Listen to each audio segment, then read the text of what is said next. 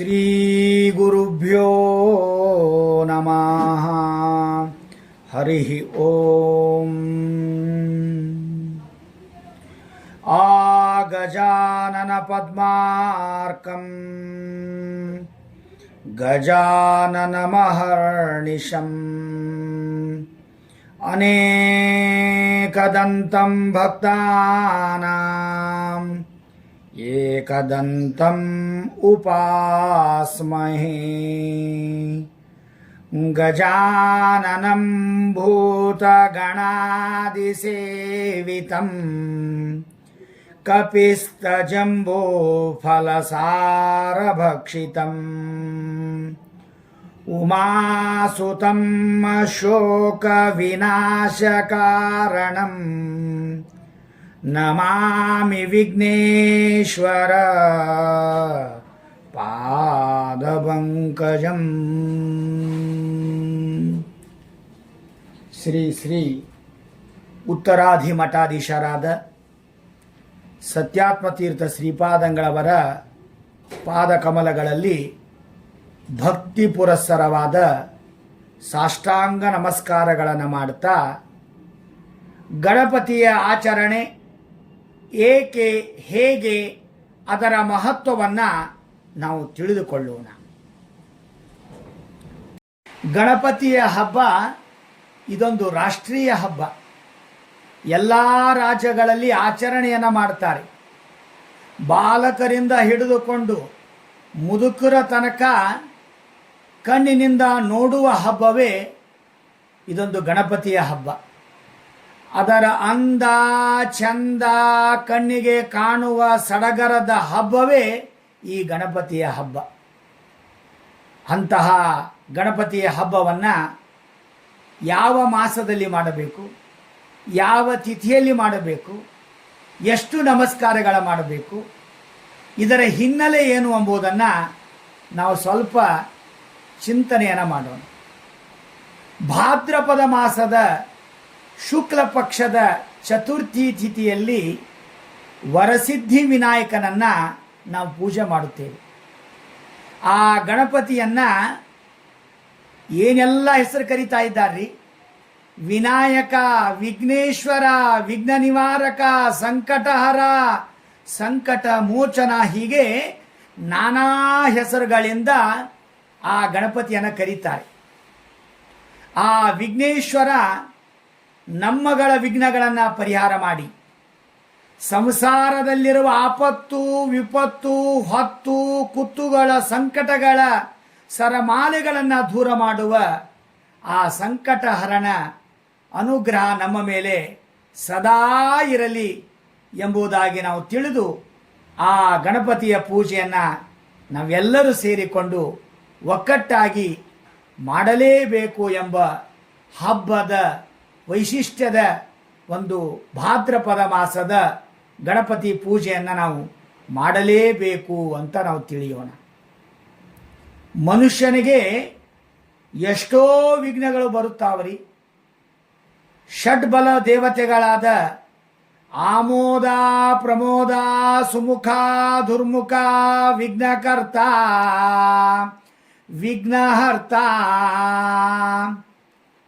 ಅವುಗಳಲ್ಲಿ ವಿಘ್ನೇಶ್ವರ ನಮ್ಮಲ್ಲಿರುವ ಕುತ್ತುಗಳನ್ನು ಪರಿಹಾರ ಮಾಡಿ, ಕಷ್ಟಗಳನ್ನು ದೂರ ಮಾಡಿ, ಇಷ್ಟಾರ್ಥವನ್ನು ಕೊಟ್ಟು ಸುಖ ಶಾಂತಿಯನ್ನು, ನೆಮ್ಮದಿಯನ್ನು ಕೊಡುವ ಆ ವಿಘ್ನೇಶ್ವರ ನಾವು ಗಣಪತಿಯ ಪೂಜನ ಮಾಡಬೇಕಾಗಿದೆ. ಅಂಥ ಗಣಪತಿಯನ್ನು ನಮ್ಮ ಮನೆಯಲ್ಲಿ ಯಾವ ಗಣಪತಿಯನ್ನು ಇಟ್ಟು ಪೂಜಾ ಮಾಡಬೇಕು ಅಂತ ಪ್ರಶ್ನೆ. ಬಲಮೂರಿನೋ ಅಥವಾ ಎಡಮೂರಿ ಗಣಪತಿಯನ್ನಿಟ್ಟು ಪೂಜಾ ಮಾಡಬೇಕು ಅಂತ ಕೆಲವು ಗಣಪತಿಗಳಲ್ಲಿ ವಿಚಾರಗಳಿದೆ. ಶಾಸ್ತ್ರದಲ್ಲಿ ಕೆಲವು ದೇಶ ಕಾಲಗಳ ಅನುಸಾರವಾಗಿ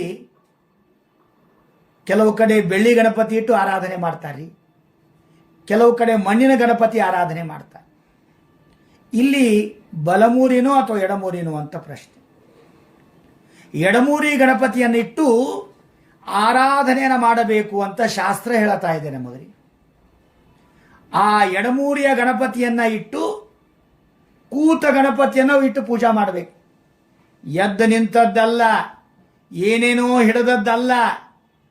ಶಾಸ್ತ್ರದಲ್ಲಿ ಏನು ಹೇಳಿದ್ದಾರೋ ಅಂಥ ಗಣಪತಿಯನ್ನು ಇಟ್ಟು ನಾವು ಆರಾಧನೆಯನ್ನು ಮಾಡಿದರೆ ಆ ಗಣಪತಿ ನಮಗೆ ಮನೆಗೆ ಮತ್ತು ರಾಜ್ಯಕ್ಕೆ ದೇಶಕ್ಕೆ ಒಂದು ಒಳ್ಳೆಯ ಶಕ್ತಿಯನ್ನು ನೀಡ್ತಾನೆ ಗಣಪತಿ. ಸುಖ ಶಾಂತಿಯನ್ನು ನೀಡ್ತಾನೆ ಗಣಪತಿ. ನೆಮ್ಮದಿಯನ್ನು ಕೊಡ್ತಾನೆ ಗಣಪತಿ. ಅಷ್ಟೇ ಅಲ್ಲ, ನಮಗೆ ಮಂಗಳವನ್ನು ಕೊಡುವ ಗಣಪತಿ, ದುಷ್ಟ ಶಕ್ತಿಗಳನ್ನು ಓಡಿಸುವ ಗಣಪತಿ. ಅಂಥ ಗಣಪತಿಯನ್ನು ನಾವು ತರಬೇಕಾದರೆ ಮನೆಗೆ ಒಂದಿಷ್ಟು ಗಂಟೆ ಮತ್ತು ಜಾಗಂಟಿಯನ್ನು ಬಡಿಯಬೇಕು. ಅದರ ಜೊತೆಗೆ ಮಂಗಳಕರವಾದ ಶ್ಲೋಕಗಳನ್ನು ಹೇಳಿ ಮನೆಗೆ ಗಣಪತಿಯನ್ನು ತರಬೇಕು ಅಂತ ಶಾಸ್ತ್ರದಲ್ಲಿ ಹೇಳಿದ್ದಾರೆ. ಇನ್ನು ಭಾದ್ರಪದ ಶುದ್ಧ ಚತುರ್ಥಿನೇ ಯಾಕೆ ಪೂಜೆ ಮಾಡಬೇಕು ಅಂತ ಒಂದು ಪ್ರಶ್ನೆ. ಭಾದ್ರಪದ ಮಾಸ ಅಂದರೆ ಭದ್ರಪದ ಮಾಸ ಅಂತ ಕರೀತಾರೆ. ನಮ್ಮ ಸ್ಥಾನ ಭದ್ರವಾಗಬೇಕಾದರೆ, ನಾವು ಗಟ್ಟಿಯಾಗಿರಬೇಕಾದರೆ, ನಮ್ಮ ಸ್ಥಾನ ಮಾನ ಮರ್ಯಾದೆ ಉತ್ತರೋತ್ತರ ಅಭಿವೃದ್ಧಿ ಆಗಬೇಕಾದರೆ, ನಾವು ಮೇಲಕ್ಕೆ ಏರಬೇಕಾದರೆ ನಾವು ಈ ಮಾಸದಲ್ಲಿ ಅಂದರೆ ಭಾದ್ರಪದ ಮಾಸದಲ್ಲಿಯೇ ಗಣಪತಿಯ ಪೂಜೆಯನ್ನು ನಾವು ಮಾಡಬೇಕು ಅಂತ ಶಾಸ್ತ್ರದಲ್ಲಿ ಹೇಳಿದ್ದಾರೆ. ಅದಕ್ಕಾಗಿ ಭಾದ್ರಪದ ಮಾಸ ಅದು ನಮ್ಮ ಸ್ಥಾನ ಗಟ್ಟಿ ಮಾಡುವ ಸ್ಥಾನ. ಅಂಥ ಮಾಸದಲ್ಲಿಯೇ ನಾವು ಗಣಪತಿ ಪೂಜೆ ಮಾಡಬೇಕು. ಇನ್ನು ಚತುರ್ಥಿ ಏಕೆ ಅಂತ ಪ್ರಶ್ನೆ. ನಾವು ಗಣಪತಿಯ ಪೂಜಾ ಸಂಕಲ್ಪದಲ್ಲಿ ಹೇಳಿದಾಗೆ ಮಾಡಬೇಕು. ಸಂಕಲ್ಪ ಪೂರ್ವಕವಾಗಿ ನಾವು ವರಸಿದ್ಧಿ ವಿನಾಯಕನ ಪೂಜಾ ಮಾಡಬೇಕು. ಆ ಸಂಕಲ್ಪದಲ್ಲಿ ಹೇಳಿದ್ದಾರೆ, ಧರ್ಮ ಅರ್ಥ ಕಾಮ ಮೋಕ್ಷ ಚತುರ್ವಿಧ ಫಲ ಪುರುಷಾರ್ಥ ಸಿದ್ಧ್ಯರ್ಥಂ. ನಾವು ಧರ್ಮ, ಅರ್ಥ ಅಂದರೆ ಇಚ್ಛಾ, ಕಾಮ ಅಂದರೆ ಮನೋರಥ, ಮೋಕ್ಷ ಅಂದರೆ ಸದ್ಗತಿಯನ್ನು ಕೊಡಿಸ್ತಾನೆ ಗಣಪತಿ. ಅದಕ್ಕಾಗಿ 4 ವಿಧ ನಮಗೆ ಧರ್ಮ, ಕಾಮ, ಮೋಕ್ಷ, ಇಚ್ಛಾ ಇವು ಬೇಕಾದರೆ ನಾವು ಸಂಕಲ್ಪ ಪುರಸ್ಸರವಾಗಿ ಗಣಪತಿಯನ್ನು ಆರಾಧನೆ ಮಾಡಬೇಕು. ಮತ್ತೆ ಗಣಪತಿಯನ್ನು ತಿಳಿದುಕೊಳ್ಬೇಕ್ರಿ. ಶ್ರದ್ಧಾಭಕ್ತಿಯಿಂದ ಗಣಪತಿಯನ್ನು ಪೂಜಾ ಮಾಡಬೇಕು. ವರಸಿದ್ಧಿ ವಿನಾಯಕನ ಪೂಜಾ ನಮಗೆ ಮಾಡುವ ಕಾಲಕ್ಕೆ ಅವನ ಮಹತ್ವವನ್ನು ತಿಳಿದುಕೊಳ್ಳಬೇಕು. ಹೀಗೆ ಭಕ್ತಿಯಿಂದ ಮಾಡಿದರೆ, ಶ್ರದ್ಧೆಯಿಂದ ಮಾಡಿದರೆ, ಅವನ ಮಹಿಮಾವನ್ನು ತಿಳಿದುಕೊಳ್ತಾ ಪೂಜೆ ಮಾಡಿದರೆ ನಮ್ಮ ಪೂಜೆ ಸಾರ್ಥಕವಾಗುತ್ತದೆ. ಅದಕ್ಕಾಗಿ ಇದೇ ಒಂದು ಗಣಪತಿಯ ಆದೇಶ. ಅಂಥ ಗಣಪತಿ ನಮ್ಗೆ ಒಳ್ಳೆಯ ಅನುಗ್ರಹವನ್ನು ಮಾಡ್ತಾ ಇದ್ದಾನೆ. ಅದಕ್ಕಾಗಿ ಗಣಪತಿಗೆ ಬರೀ ಭಾದ್ರಪದ ಮಾಸದಲ್ಲಿ ಅಷ್ಟೇ ಪೂಜೆ ಅಲ್ಲ, ಅವ ನೀವು ಏನೇ ಶುಭ ಕಾರ್ಯ ಮಾಡಿದರೂ ಕೂಡ ವಿದ್ಯಾರಂಭೆ ವಿವಾಹೇ ಚ ಪ್ರವೇಶೇ ನಿರ್ಗಮೇ ತಥಾ ಮತ್ತು ಮುಂದೆ ಸಂಗ್ರಾಮೇ ಸರ್ವಕಾರ್ಯೇಷು ವಿಘ್ನಸ್ತಸ್ಯ ನ ಜಾಯತೆ ರೀ. ಯಾವ ವಿಘ್ನಗಳು ಬರೋದಿಲ್ಲ. ನೀವು ಮದುವೆ ಮಾಡಬೇಕಾದ್ರೆ ಅಥವಾ ವಿವಾಹ ಕಾಲದಲ್ಲಿ, ಉಪನಯನ ಕಾಲದಲ್ಲಿ, ಏನೇ ಕೆಲಸ ಮಾಡಬೇಕಾದ್ರೆ, ನೌಕರಿಗೆ ಹೋಗಬೇಕಾದ್ರೆ, ಏನೇ ಒಳ್ಳೆಯ ಕೆಲಸ ಮಾಡಬೇಕಾದರೂ ಆ ಗಣಪತಿ ನಮಗೆ ಬೇಕು. ಅವ ಗಣಪತಿ ಹೆಂಗೆ ಬಂದಾನ ಎಂಬುದನ್ನು ತಿಳ್ಕೋಬೇಕು. ಯಾಕೆ ಬಂದ, ಎದಕ್ಕೆ ಬಂದ, ಹೆಂಗೆ ಬಂದ ಅಂತ. ಆ ಗೌರಿ ತನೆಯ ಗಜಮುಖನಾದ ಗಣಪತಿಯನ್ನ ಆ ಭಗವಂತನನ್ನು ಉಪಾಸನೆ ಮಾಡ್ತಾ ಇದ್ದಾನೆ ಈ ಗಣಪ, ಈ ಬಾಲಕ. ಈ ಗಣಪ ಬಾಲಕ ಆ ಗಜಮುಖನಾದ ಭಗವಂತನನ್ನು ಉಪಾಸನೆ ಮಾಡಿದ. ಅದಕ್ಕಾಗಿ ಇವನಿಗೆ ಕರಿಮುಖನಾದ್ರಿ. ಆ ಕರಿಮುಖನಾದಾಗ ಆ ಯಾವ ತಾಯಿ ಶಿವನ ಮುಂದೆ ಅಳ್ತಾ ಇದ್ದಾಳೆ, ಈ ಕೂಸು ನನಗಷ್ಟೇ ಕೂಸಿರಿದು, ಅದು ಹೆಂಗೆ ಇರಲಿ, ಅದು ಅಂದ ಇರಲಿ, ಚಂದ ಇರಲಿ, ಬಿಡಲಿ, ಅದು ಕೂಸು ನಮ್ಗೆ ಯಾವತ್ತು ಕೂಸನೇ ರೀ. ಈ ಏನು ವಿಚಿತ್ರ ಅದರಿದು ಶಿವ ರುದ್ರದೇವರೇ. ಈ ಮುಖ ಕರೆ ಮುಖ ಕರಿಯಾಗದರಿ, ಮನುಷ್ಯರ ಆಕೃತಿಯಂತೆ ಇದೆ ತಳಗಿನ ಮುಖ, ತಳಗಡೆ ಭಾಗ 4 ಕೈಗಳು, ಹೊಟ್ಟೆ ಮಾತ್ರ ಡೊಳ್ಳದ, ಮಹಾಕಾಯ. ಅದಕ್ಕಾಗಿ ಅಕರಾಳ ವಿಕರಾಳದ ಈ ಮುಖ ಯಾರು ನೋಡ್ತಾರಂತ ಹೇಳ್ತಾ ಇದ್ದ. ಅದಕ್ಕೆ ಶಿವ ಹೇಳಿದ, ಯಾರು ನೋಡ್ತಾರ ಅಷ್ಟೇ ಅಲ್ಲ, ಎಲ್ಲರೂ ನೋಡ್ತಾರ. ಭಾದ್ರಪದ ಮಾಸ ಬಂತು ಅಂದ್ರೆ ಎಲ್ಲ ರೋಡಗಳಲ್ಲಿ ಕರಮಣ್ಣೇವಾದಿಕಾರಸ್ತೆ, ರೋಡ ಗಲ್ಲಿಗಳಲ್ಲಿ ಆ ಗಣಪತಿಯ ಸಂಭ್ರಮದ ಸಡಗರದ ಅತ್ಯಂತ ಮಂಟಪವನ್ನ ಮಾಡಿ, ಅಂದ ಚಂದದ ಶೃಂಗಾರವನ್ನ ಮಾಡಿ, ಆ ನಡು ನಿನ್ನ ಮಗನಾದ ಗಣಪತಿಯನ್ನ ಕೂಡಿಸಿರ್ತಾರ.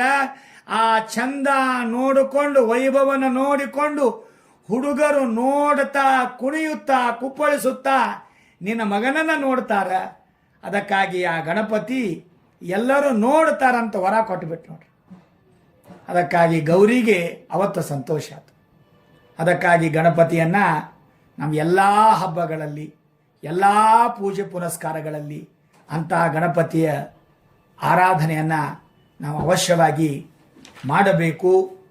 ಅಂತಹ ಚತುರ್ಥಿಯ ಹಬ್ಬ ಇದೊಂದು ರಾಷ್ಟ್ರೀಯ ಹಬ್ಬ ಅಂತ ನಾನು ಹಿಂದೆ ಹೇಳಿದ್ದೇನೆ.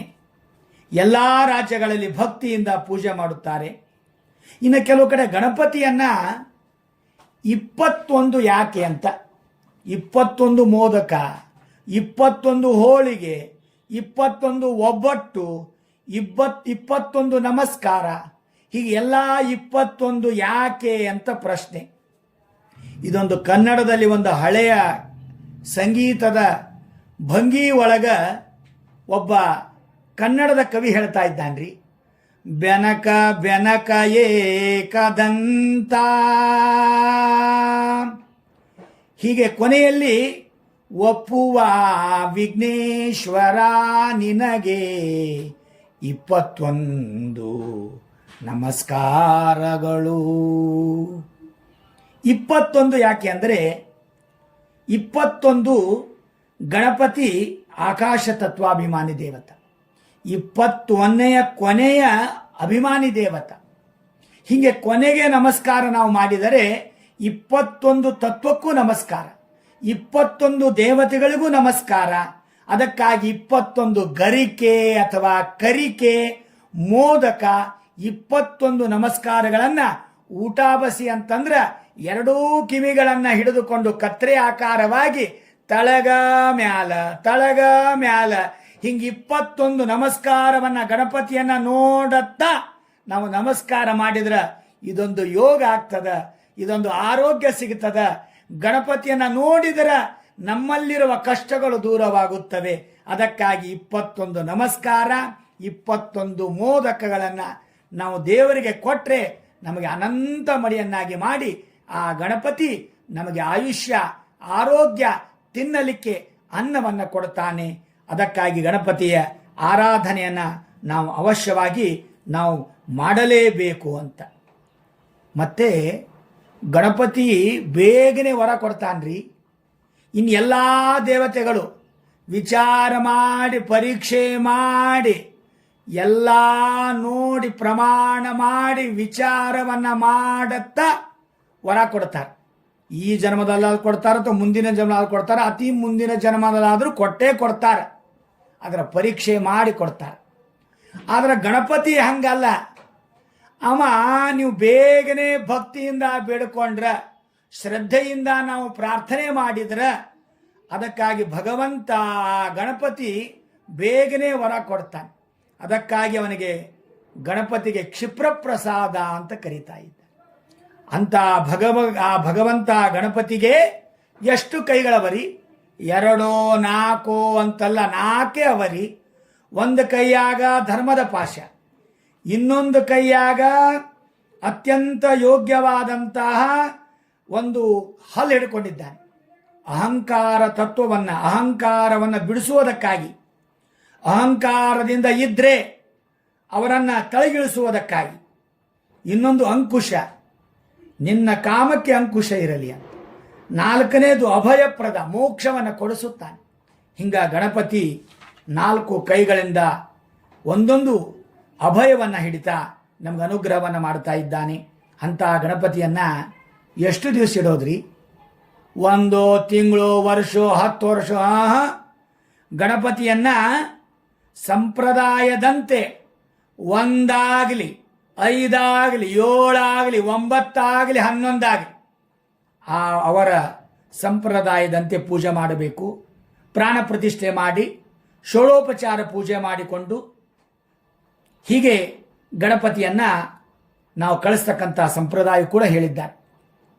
ಗೌರಿ ಇದ್ದರೆ ಗೌರಿ ಪೂಜಾ ಮಾಡಿ ಗೌರಿ ಊಟ ಮಾಡಿಸಿ ಗಣಪತಿಯನ್ನು ಕಳಿಸಬೇಕು. 5ನೇ ದಿವಸಕ್ಕೆ ಗೌರಿ ಊಟ ಬಂದರೆ 5ನೇ ದಿವಸಕ್ಕೆ, ಕೆಲವು ಕಡೆ 6ನೇ ದಿವಸ ಬಂದಿದೆ ಈ ಬಾರಿ. ಅದಕ್ಕಾಗಿ 7ನೇ ದಿವಸ ಗಣಪತಿಯನ್ನು ಕಳಿಸಬೇಕು. ಕೆಲವರು ಮಂಗಳವಾರ ಮಗನನ್ನು ಹೇಗೆ ಕಳಿಸಬೇಕು ಅಂತ ವಿಚಾರ ಕೆಲವು ಕಡೆ.